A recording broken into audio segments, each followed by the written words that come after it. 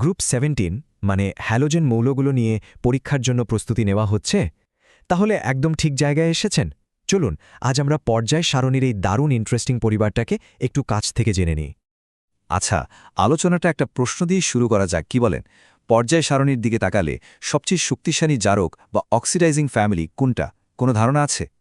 হ্যাঁ, ঠিক তাই। আমরা হ্যালোজেনদের কথাই বলছি। পর্যায় সারণীর একেবারে যাকে বলে এক রঙিন পরিবার। আর এদের প্রত্যেকেরই কিন্তু আছে একদম নিজস্ব কিছু দারুণ বৈশিষ্ট্য। এই টেবিলটার দিকে একবার তাকান, কি অসাধারণ একটা ট্রেন্ড, তাই না? গ্রুপের ওপর থেকে যত নিচে নামা হচ্ছে, দেখুন কি ঘটছে। ফ্লোরিনের হালকা হলুদ রং থেকে শুরু করে ক্লোরিনের সবুজাভ হলুদ, ব্রোমিনের লাল, আর শেষে আয়োডিনের গাঢ় বেগুনি। রঙগুলো কেমন গভীর হচ্ছে।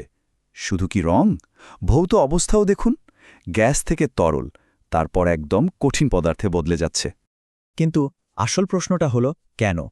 মানে এই যে এত সুন্দর একটা নিয়ম মেনে পরিবর্তনটা হচ্ছে, এর পেছনের বিজ্ঞানটা আসলে কি? কেন এমনটা হয়?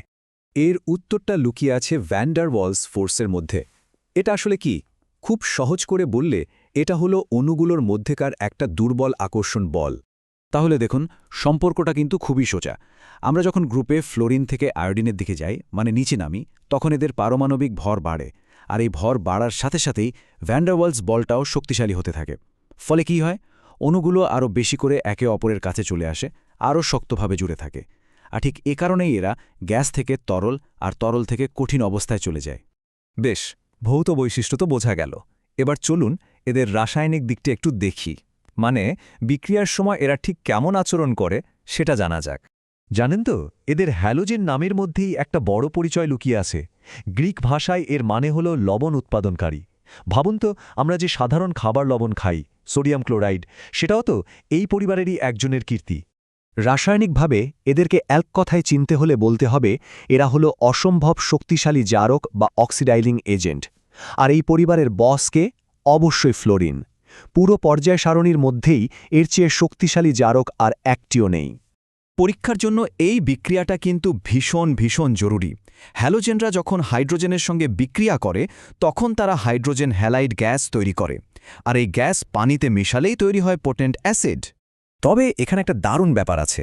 এই সব অ্যাসিড কিন্তু সমান শক্তিশালী নয়। যেমন ধরুন হাইড্রোফ্লোরিক অ্যাসিড বা HF। এখানে হাইড্রোজেন আর ফ্লোরিনের বন্ড এতটাই মজবুত যেটা সহজে ভাঙে না, তাই এটা বেশ দুর্বল একটা অ্যাসিড। অথচ গ্রুপের একেবারে শেষে থাকা হাইড্রো আয়োডিক অ্যাসিড বা HI এর বন্ডটা আবার বেশ দুর্বল, তাই এটা পানিতে সহজে ভেঙে যায় আর পরিচিত সবচেয়ে শক্তিশালী অ্যাসিডগুলোর মধ্যে একটা হয়ে ওঠে।